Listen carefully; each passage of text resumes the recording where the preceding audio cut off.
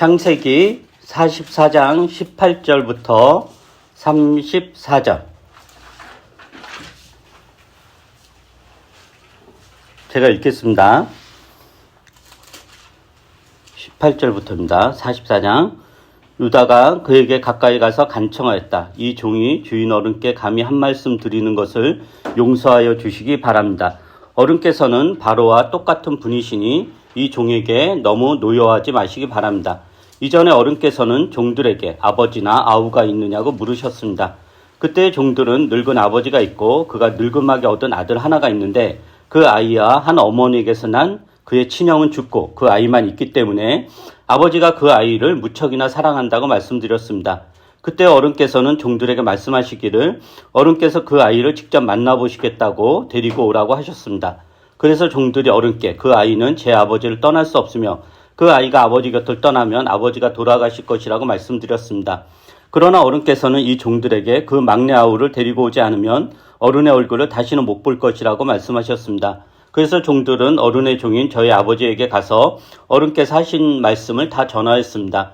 얼마 뒤에 종들의 아버지가 종들에게 다시 가서 먹거리를 조금 사오라고 하였습니다만 종들은 막내 아우를 우리와 함께 보내시면 가겠지만 그렇지 않으면 갈 수도 없고 그분 얼굴을 뵐 수도 없다고 말했습니다.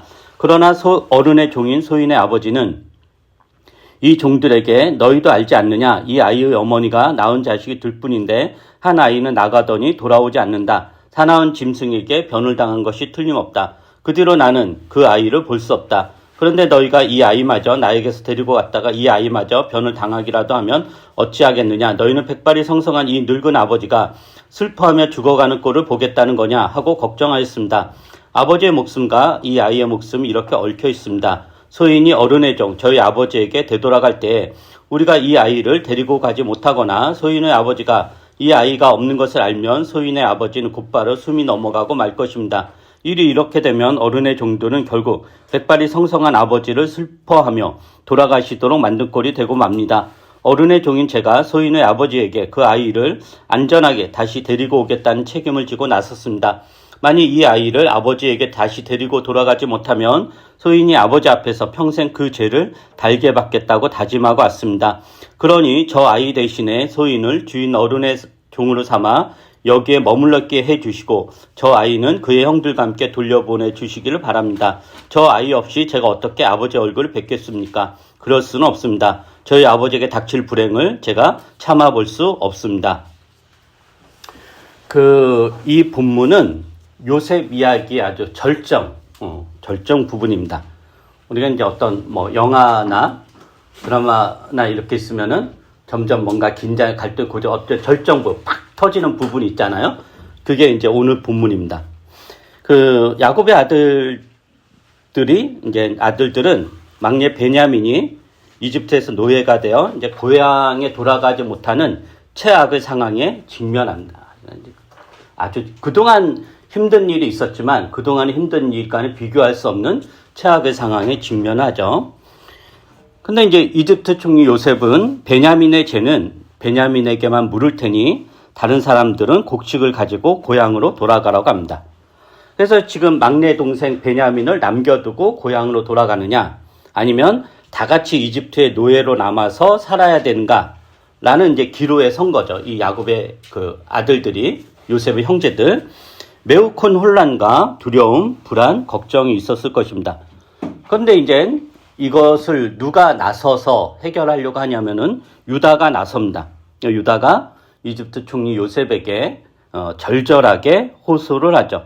그런데 그 내용을 보면 변명하거나 핑계를 대거나 면피하려고 하는 게 아니라 책임 있는 자세와 태도를 견지하며 진심을 다해서 피를 토하듯이 절박하게 자신들의 사정을 요셉에게 아뢰입니다. 요셉 이야기에서 주인공은 당연히 이제 요셉이죠. 요셉 에피소드에서 주인공은 당연히 요셉이에요. 그런데 유다 또한 요셉 못지않게 이야기를 이끌어가는 주인공입니다. 그래서 이 요셉 이야기에서 주인공이 사실 둘이에요. 요셉과 유다. 요셉에 의해서 야기된 요셉의 시험으로 일어난 야곱 집안의 위기를 극복한 사람이 누구냐면은 유다죠. 요셉은 이제 시험을 준 거고 난간을 준 거고, 그럼 그것을 이제 극복을 해야 되잖아요. 그 시험을 이겨 나가야 되는데, 그 시험을 이겨 나가는 주체적인 인물이 유다입니다. 그럼 유다는 어떤 사람이냐면은 야곱의 네 번째 아들이죠. 네 번째 아들이에요. 첫째가 르우벤이었고, 엄마는 누구냐면은 레아입니다. 다들 알다시피 야곱에게는 두 명의 부인이 있었고, 또 두 명의 부인에게 각각 여종이 있었는데, 결국 야곱은 이제 두 명의 부인과 두 명의 첩을 통해서 이제 12명, 그 딸 포함해 13명이죠. 이렇게 자녀를 낳습니다. 이 레아는, 유다의 어머니 레아는 야곱의 이제 첫 번째 부인이죠. 두 번째 부인을, 부인인 라헬의 언니이기도 하고, 그러니까 이제, 자매지간인 거예요. 근데 이 자매지간인데 이제 친할 법한데, 친하지 않고 야곱을 사이에 두고 평생 경쟁 관계를 유지했었습니다. 야곱은 라헬을 사랑했고, 레아는 이제 그렇게 이제 별로 마음을 이제 두지 않았어요. 그래서 이제 야곱의 사랑을 이제 독차지하려고 레아와 라헬에서 이제 경쟁 관계를, 평생 경쟁 관계로 있었죠. 그런데 이러한 경쟁 관계가 그들로만 딱 끝났으면 좋았을 텐데, 그게 이제 아들까지, 그들이 낳은 아들들까지 이어졌던 거예요. 특히 이거에 이제 기름을 부은 게 누구냐면 야곱이었죠. 야곱이 라헬이 낳은 아들은 이제 극진하게 편애를 하고, 레아가 낳은 아들들은 그만큼 이렇게, 덜, 대우를 했었죠. 그러다 보니까, 당연히 야곱의 아들들이 서로 친해질 수가 없죠. 그러니까, 라헬의 아들 두 아들과 나머지 아들 서로 이제 적대 관계, 경쟁 관계 이렇게 있을 수밖에 없어요. 친밀해질 수가 없었던 거예요. 요셉 이야기가 이제 창세기 37장부터 시작을 하는데, 창세기 37장이 꿈 이야기로 시작을 하죠. 요셉의 꿈 이야기가 형들을 거스르게 했고, 이 갈등이 결국 요셉을 죽이려는 형들의 모의로 이루어지죠. 그런데 이제 다행스럽게도 요셉의 형들이 요셉을 죽이지는 않고 이집트에 내려가는 이제 상인들에게 은 20냥을 받고 노예로 팔아요. 그런데 이때 요셉을 죽이려는 형제들의 시도를 막은 사람이 누구냐면 두 사람이죠. 첫째가 이제 르우벤이었고, 그 다음에 유다였어요. 르우벤은, 우리가 그래도 피부친데, 한 형제인데 어떻게 죽일 수 있느냐? 대신에 제 홍콩냥만 내주자 하면서 이제 구덩이에만 빠뜨리죠. 그 르우벤이 잠시 이제 자리를 비운 사이에 형제들이 다시 마음을 바꿔서 아니, 죽여야겠다라고 했던 거예요. 그때 이제 유다가 나서가지고, 우리가 죽이지는 말자. 대신에 노예로 팔자 해가지고 다행히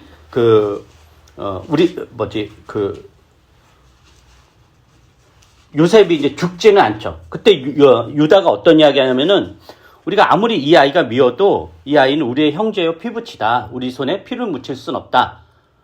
그러니 그냥 노예로 이제 팔아버리자 해서 이제 노예로 팔려가고, 그걸로 인해 그래서 유다 때문에 요셉이 이제 목숨을 구할 수 있었고, 대신에 이제 이집트의 노예로 팔려가죠.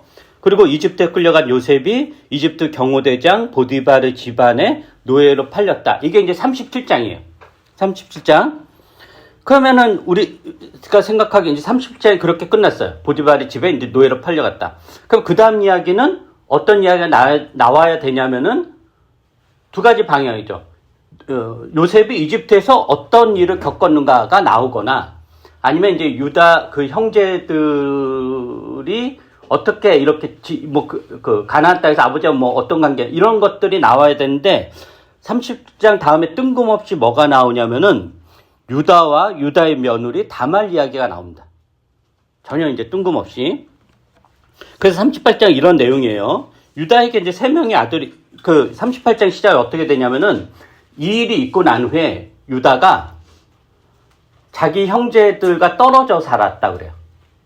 형제들과 떨어져 살아서 이제 그러니까 이방인들이 사는 곳에 이제 유다가 이제 따로 살고, 거기서 이제 결혼을 했다는 거예요. 그래서 결혼을 했고, 결혼해서 이제 3명의 이제 아들을 낳아요. 그죠? 근데 그 3명의 아들을 낳고, 첫째 아들이 이제 결혼할 나이가 돼서 누구랑 결혼을 시키냐면은 다말과 결혼을 시켜요. 근데 이제 그 첫째 아들이 자녀가 없이 죽어요. 왜 죽냐면은 이유는 나오지 않았지만 주님이 보시기에 악하였다. 그래요. 그래서 이제 자녀 없이 죽자 당시 풍습에 따라서 유다 이제 둘째 아들 오난이 죽은 형의 대를 잇게 하려고 형수죠. 형수 다말과 결혼을 해요. 동침을 해요. 그러나 오난은 내가 아무리 형수와 동침해서 애를 낳게 해도 이 애는 내 애가 될 거 아닌데 내가 무엇하러 이런 손해를 보냐 하면서 최애 사정을 해가지고 임신을 못 시키게 해요. 근데 이게 또 주님께서 보시기에 악한 일이어가지고 이제 오난도 이제 죽게 된 거죠. 그럼 이제 그러니까 첫째 아들, 그러니까 유다에게 이제 3명의 아들이 있었는데 첫째 아들 죽고 둘째 아들 그렇게 죽었어요. 그러면 이제 첫째도 대를 못 잇고 둘째 대를 못 이었으니까 주님께서 다 악하여서 죽었으니까 그럼 이제 셋째가 남았잖아요. 근데 그러면 이제 셋째를 이제 형수와 다말과 결혼을 시켜야 돼요. 그래야 이제 대를 잇게 하는 거니까. 그런데 유다가 보기에 이러다가 내 셋째 아들도 죽겠다. 라고 하면서 어떤 술수를 쓰냐면은 다말에게 이 셋째가 아직 결혼하기에는 너와 동침하기에는 아직 나이가 어리니까 다 장성할 때까지 기다려라. 우선 너는 친정에 가 있으라. 라고 보내요. 그 친정으로, 그 38장 보면은 친정으로 가 있으라 라고 하면서 어떤 이야기 하냐면 그냥 갑으로 지내게 해요. 차라리 그냥 며느리로서 어떤 계약 관계를 다 끝내고 너는 이제 자유로운 몸이다. 하면은 괜찮았을 텐데, 유다는 이제 그럴 마음이 없는 거죠.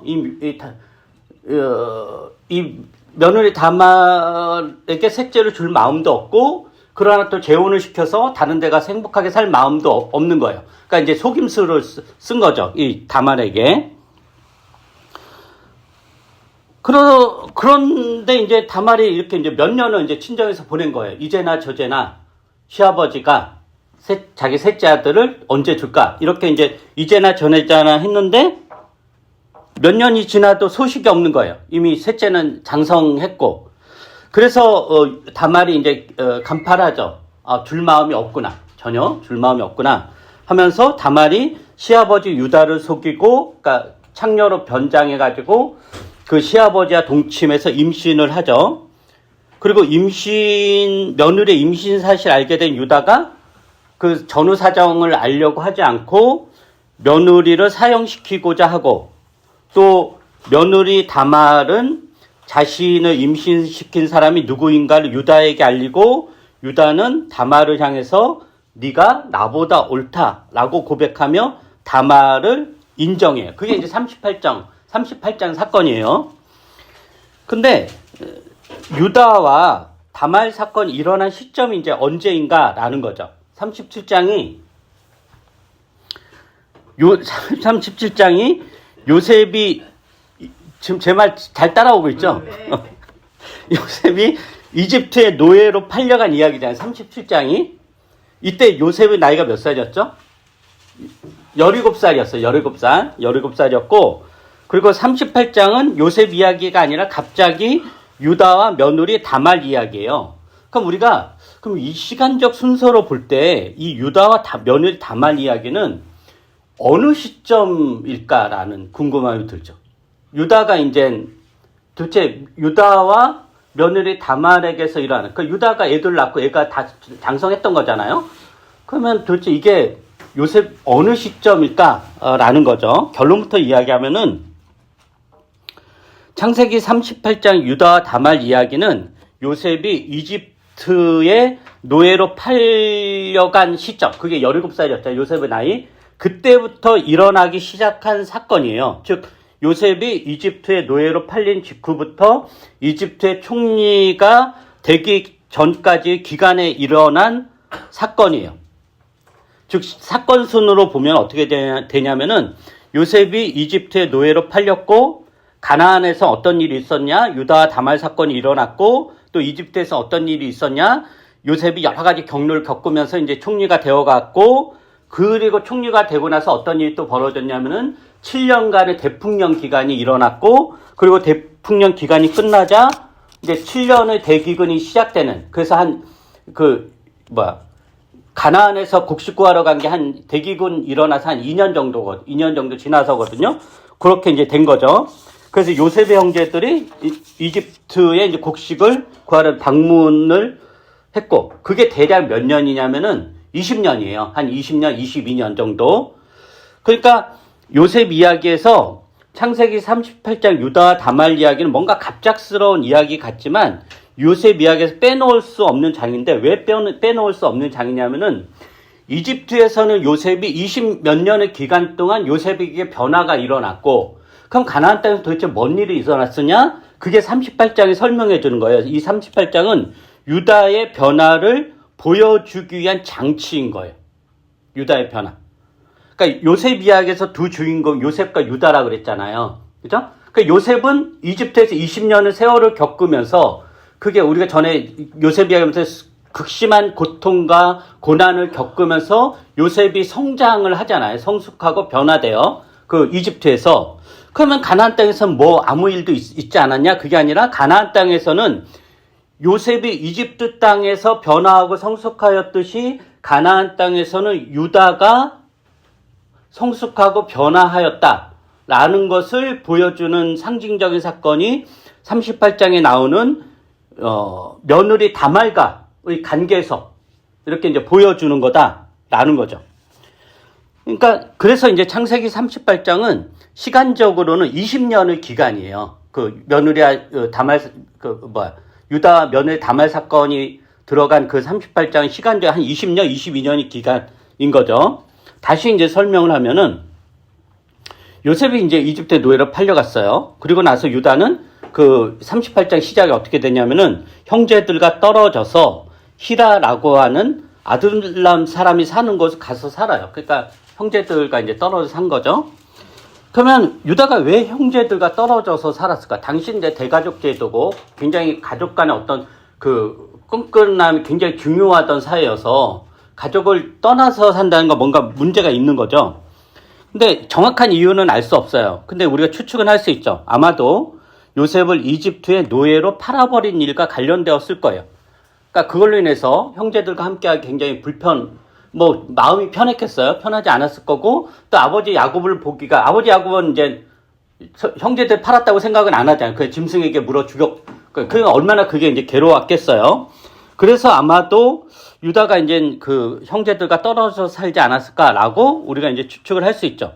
그래서 이제 그곳에서 가나안 사람 수아의 딸과 결혼하고 아들을 낳아요. 그 첫째가 에루, 둘째가 오난, 그리고 셋째가 이제 셀라예요. 그리고 맏아들 에루가 장성하자 이제 결혼할 나이가 돼서 다말과 결혼을 시키고, 근데 결혼을 시키죠. 근데 다말이 갑으로 오랫동안 지내죠. 왜냐하면 첫째도 죽고 둘째도 죽어요. 그리고 셋째 셀라가 장성할 때까지 다말이 이제 갑으로 지내죠. 그래서 그런 과정을 시간적으로 계산하면 최소 20년, 왜냐면은 요셉이 이집트에 팔려갔어요. 그 다음에 유다가 형제들과 떨어져서 가나안 사람 땅에 살았어요. 거기에서 결혼했어요. 거기서 애를 낳았어요. 그러면 결혼할 나이가 되면 한 최소한 20대는 됐어야 될 텐데, 그렇게 되게 이제 에루였고 오난이었고 셀라였단 그 셋째였단 말이죠. 그 최소 그런 기간을 계산을 하면은 20년 이상의 기간이 필요한 거죠. 그러니까 창세기 38장 유다와 다말 이야기는 요셉이 이집트의 노예로 팔린 직후부터 총리가 되기까지의 긴 기간, 20여 년의 기간 동안 가나안 땅에서 어떤 일이 있었는가를 설명하는 삽입 에피소드라고 이제 할 수 있다라는 거예요. 그럼 이제 그 기간에 요셉이 이집트에서 변화를 겪었잖아요. 그럼 유다는 어떤 변화를 겪었는가라는 거죠. 그게 어떤 변화를 겪었냐면은 유다는 며느리 다말과 결혼한 첫째 아들이 죽고, 또 형의 대를 잇기에 형수와 결혼한 둘째도 죽고, 그러자 이제 셋째도 죽을 수 있겠다라고 생각을 하죠. 셋째마저 죽으면 집안의 대가 끊기는 거잖아요. 그래서 유다가 이제 꼼수를 부리죠. 어떻게 꼼수를 부리냐면은 며느리 다말에게 셋째가 아직 어리니까 지금 결혼할 나이 안 됐다. 너한테 줄 수는 없다. 아직은 네가 친정에 가 있으면 애가 다 자라면은 내가 너한테 주겠다라고 해서 이제 보내요. 그리고 친정에 가서 재혼을 하라는 이야기도 하지 않고 갑으로 있어야 된다라고 명령까지 해요. 근데 유다는 그럴 마음은 사실 없었던 거죠. 그러니까 다말을 속인 거죠. 그래서 셋째 아들 셀라가 장성하여 결혼할 나이가 되었는데도 유다가 다말을 불러들여야 되는데 불러들이지 않아요. 줄 마음이 없었던 거죠. 그럼 줄 마음이 없으면 그냥 다말을 해방시켜 주던가. 근데 그런 마음도 없는 거예요. 그냥 아마도 유다는 괘씸했을 거예요. 너 때문에 우리 두 아들이 다 생죽음을 당했다. 이렇게 생각했을 수도 있죠. 그래서 유다는 가문의 대가 끊기는 위기 상황에서 꼼수를 부리고 근본적인 것을 해결하지 않고 눈 가리고 아웅하는 식으로 어물쩍 넘어갑니다. 비겁하고 무책임한 것입니다. 며느리 다말을 속이면서 다말의 권리를 빼앗는 식으로 넘어갑니다. 보세요. 첫째 아들과 둘째 아들이 죽었잖아요. 다말과 결혼한 그 남편들이 죽었는데 죽은 이유가 뭐죠? 다말 때문인가요? 유다는 아마 다말 때문이라고 생각했을 거예요. 근데 성경에 보면 다말 때문이 아니에요.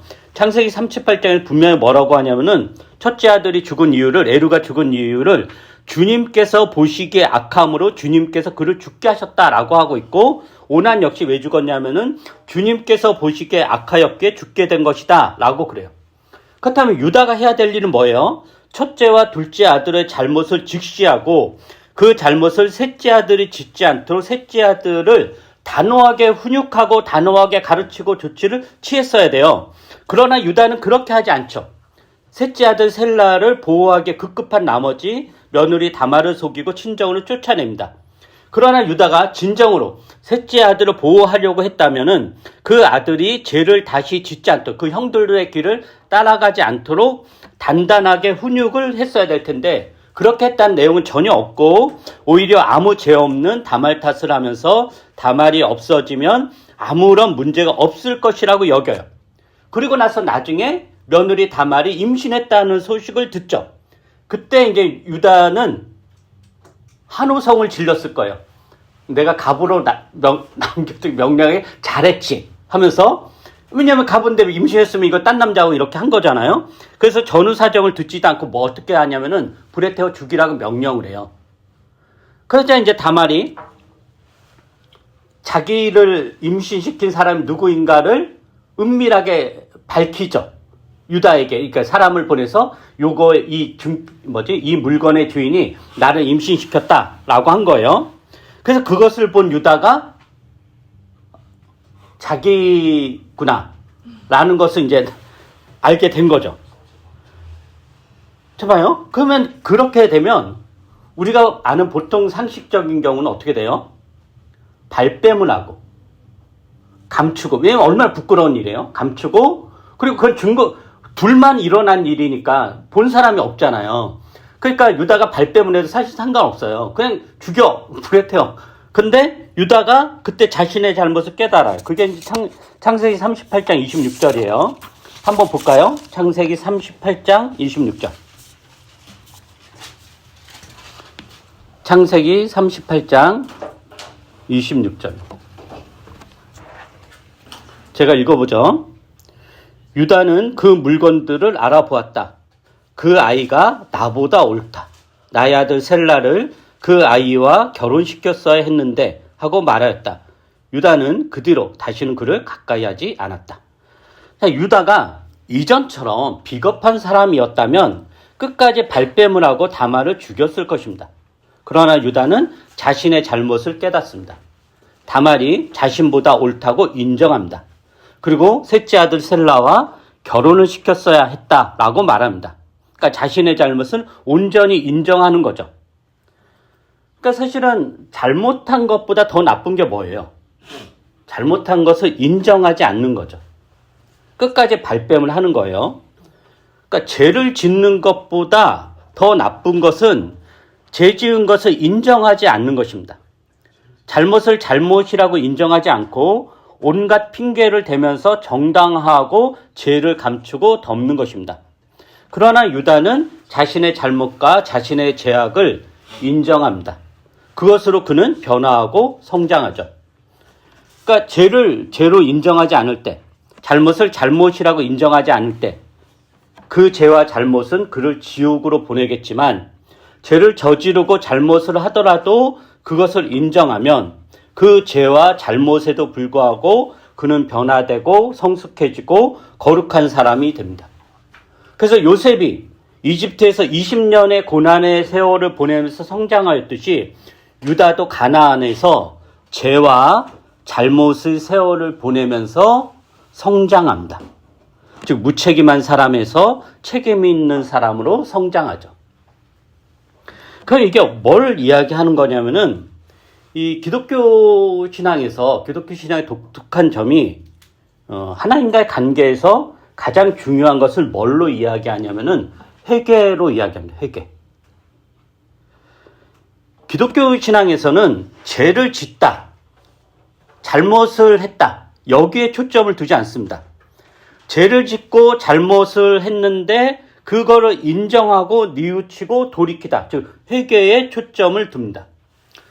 물론 이런 것 때문에 일부 기독교인들이 기독교인을 비난할 때 너희들은 죄를 지어도 좋겠네, 늘 회개하고 다시 그런 비난을 많이 하잖아요.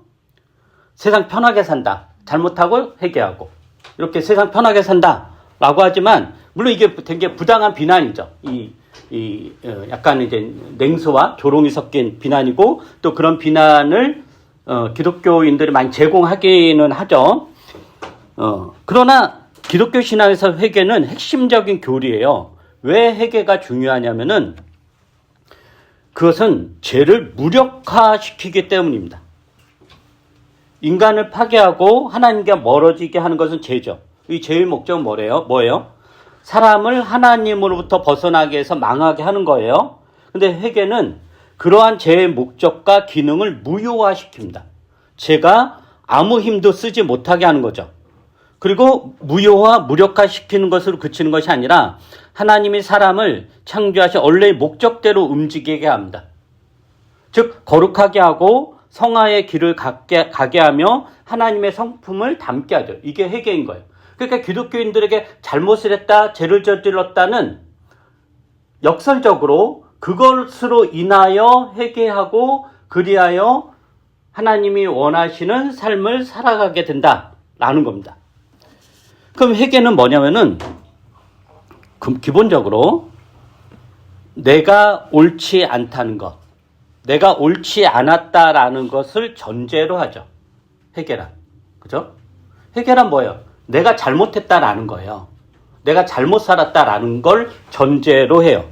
근데 사람이란 기본적으로 매우 고집스러운 존재이기 때문에 자신이 옳지 않다는 것이 드러나도 그것을 절대로 인정하지 않습니다. 온갖 변명을 내세우고 상대방 탓을 하면서 합리화하죠. 이런 거에 최적화된 사람들이 정당 정치인이죠. 특히 자기 이익과 관련되어 있으면은 아무리 잘못이 드러나도 그것을 잘못이라고 절대로 인정하지 않습니다. 온갖 이제 핑계를 대죠. 그래서 내가 잘못했다라고 고백하는 것은 대단한 용기를 필요로 하는 일입니다.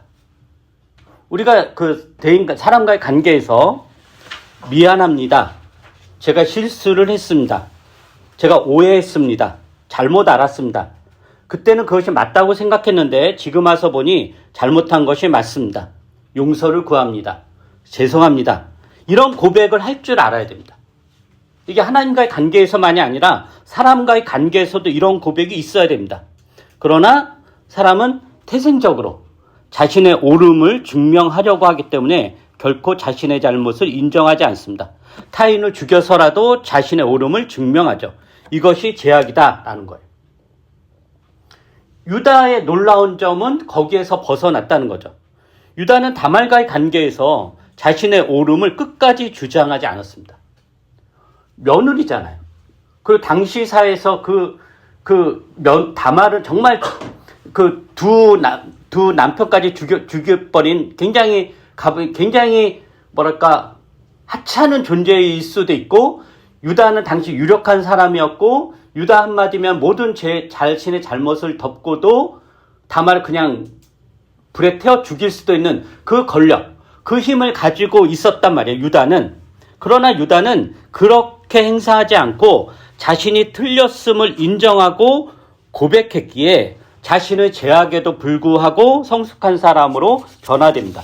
그리고 이러한 변화가 있었기에 유다는 요셉 앞에서 베냐민 대신에 자신이 노예로 남겠다라는 고백을 하게 된 것입니다.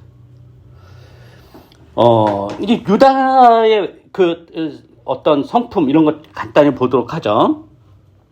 유다는 이제 곡식을 구하러 가는 여정에 베냐민을 동행시켜야 됐죠.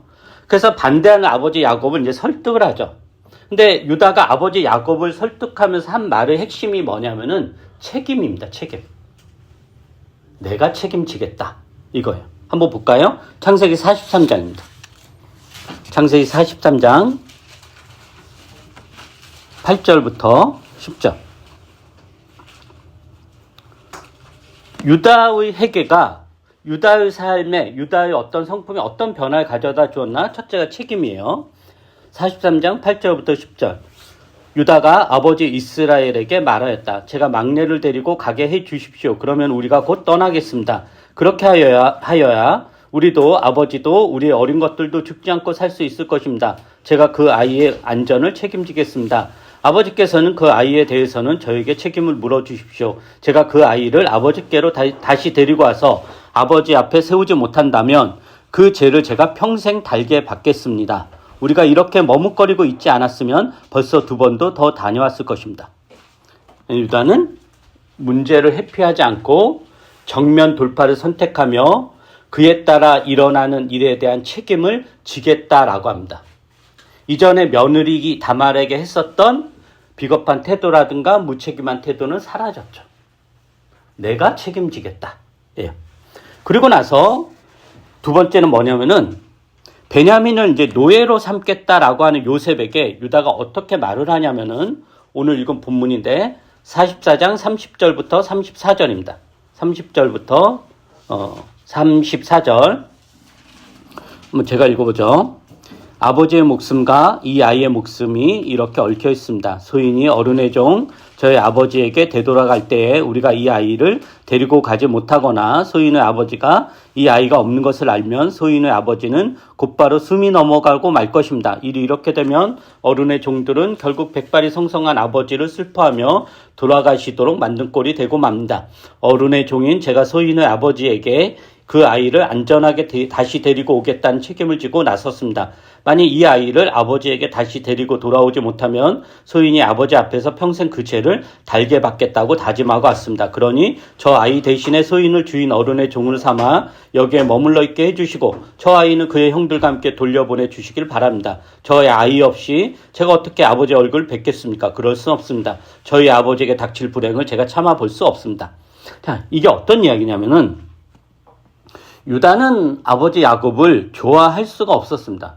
그죠? 자기 친어머니 레아를 박대하고 자신들을 차별 대우한 세월이 오랜 세월입니다. 당연히 아버지 야곱이 좋을 리 없습니다. 더구나 야곱은 대기근이라는 온 가족이 절멸할 수 있는 엄청난 위기 상황에서도 라헬의 아들 베냐민에 대한 편애로 인해서 온 가족을 위험에 빠뜨립니다. 야곱이 아무리 아버지라고 하더라도 야곱이 미울 수밖에 없습니다. 근데 오늘 본문에서는 유다가 뭘 걱정하냐면은 아버지 야곱의 안전, 생명, 건강을 걱정합니다. 즉 아버지에 대한 분노가 연민으로 변화되는 거죠.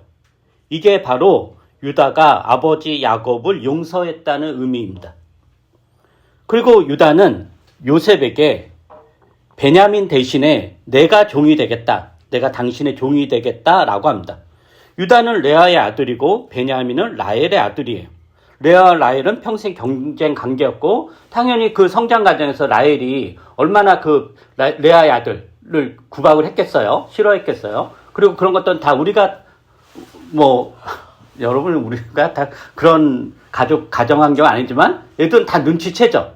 누가 날 싫어하고 누가 다 미워하고 누가 날 좋아하는 거 다 알죠. 그러니 베냐민을 좋아할 리가 없는 거죠. 없지만 그 베냐민 대신에 자기가 종이 되겠다라고 하는 거예요. 즉 자신을 희생하죠.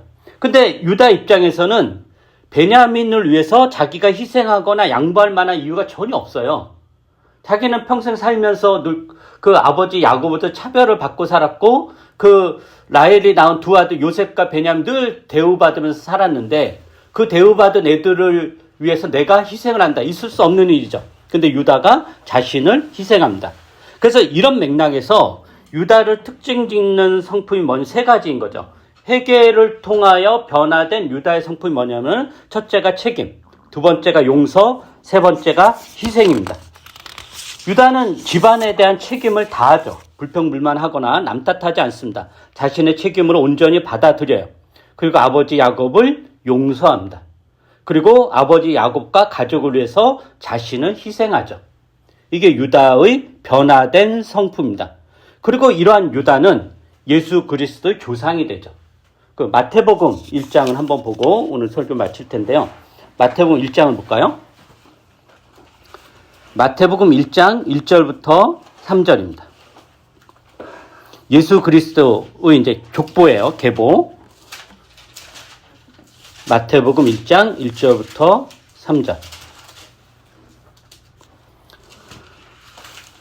아브라함의 자손이요 다윗의 자손인 예수 그리스도의 계보는 이러하다.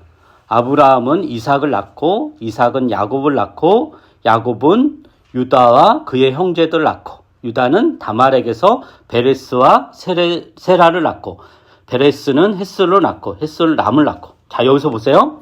이삭이 야곱을 낳고 야곱이 누구를 낳았다 그래요? 우리가 창세기로 따지면은 야곱이 그토록 사랑했던 사람이 누구예요? 요셉이겠죠. 그러면 야곱은 요셉을 낳고 뭐 그랬거나 루벤이 나왔어요. 장자면가 루벤이잖아요.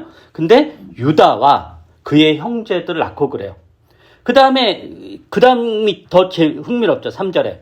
유다에게 이제 셋째 아들이 있었잖아요. 셋째 아들은 안 죽었잖아요. 그 셋째 아들은 어쨌든 다말과 혼례는 안 시켰죠. 왜냐면은, 다말이 임신했으니까. 그러면은 그 유다의 셋째 아들로 뭔가 계보가 이어져 갈 것 같은데 그렇지 않고 누구죠? 다말이에요. 며느리 다말. 다말이 이제 나중에 보면 쌍둥이 낳잖아요. 베레스와 세라를 낳고 이렇게 된단 말이죠. 그러니까 예수 그리스도의 계보가 야곱의 아들 중에서 누구로 이어지느냐? 첫째 아들 루벤도 아니고 야곱이 그토록 편애했던 요셉이나 베냐민도 아니고 책임과 용서와 희생의 덕목을 보여주었던 유다인 거예요. 그리고 그 유다의 뒤는 누가 있느냐? 며느리 다말과의 관계에서 낳은 아들이고 그들이 예수 그리스도의 조상이 됩니다. 우리가 그리스도의 족보라고 하면 뭔가 그 조상들이 매우 순결하고 거룩하고 흠이 없어야 될 것 같지 않잖아요. 그렇지 않다는 거죠. 그러니까 이게 뭘 이야기하냐면은 하나님의 사람들은 흠도 없고 순결하고 아무 티도 없고 아무 잘못도 없는 그런 순전한 사람들이 아니라 온갖 추악함과 더러움과 죄악으로 점철된 사람들이 자신의 잘못을 인정하고 회개하며 변화된 사람들. 그게 하나님의 사람들이고 그들로 인해 하나님의 나라를 이루어 갑니다. 그리고 그들로 인해 예수 그리스도가 오셨고 예수 그리스도 역시 유다가 그러했던 것처럼 세상을 향한 책임, 세상에 대한 용서, 세상을 위한 희생의 삶을 사셨던 거죠. 그게 십자가의 삶입니다. 오늘 말씀이 여러분을 어떻게 건드리나요? 여러분을 흔드는 것이 조금이라도 있는지. 그렇다면 하나님의 말씀이 여러분에게 가닿은 것입니다. 그 말씀에 반응하십시오. 그 반응이 회개이고 그 회개로 인해 여러분은 변할 것이고 풍성한 삶을 살 것이고 시냇가에 심은 나무처럼 사시사철 푸른 잎을 내며 열매를 맺을 것입니다. 이게 하나님의 말씀입니다. 기도하겠습니다.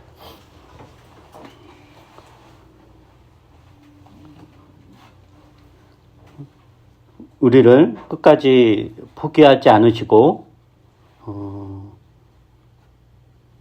끝까지 이끌어 가시고 여러 가지 생애의 사건들로 우리를 만들어 가시는 하나님을 다시 한번 기억합니다. 주님이 요셉을 단련하였듯이 또 유다를 단련하였듯이 우리 각자의 삶도 단련할 것입니다. 주님이 그 단련하심에 우리가 마음을 열고 주님께 우리의 삶을 맡기고 주님의 말씀에 순종하며 주께서 우리 안에서 하시는 큰 일을 우리가 경험하며 살 수 있도록 은혜를 베풀어 주시옵소서. 죄를 짓고 잘못을 하고 이것이 사활을 좌우하는 것이 아니라 그것을 인정하고 그것을 깨닫고 주 앞에 무릎을 꿇고 용서를 구하고 뉘우치고 새로운 삶을 살아가는 이게 훨씬 더 중요하다라는 것을 우리가 다시 한번 확인합니다. 그래서 우리 삶에서 책임과 용서와 희생의 예수 그리스도가 그러하셨던 것처럼 또 유다가 그러하였던 것처럼 그러한 삶을 그러한 성품이 우리 안에 넉넉하게 있을 수 있도록 은혜를 베풀어 주시옵소서. 감사드리며 예수님 이름으로 기도합니다. 아멘.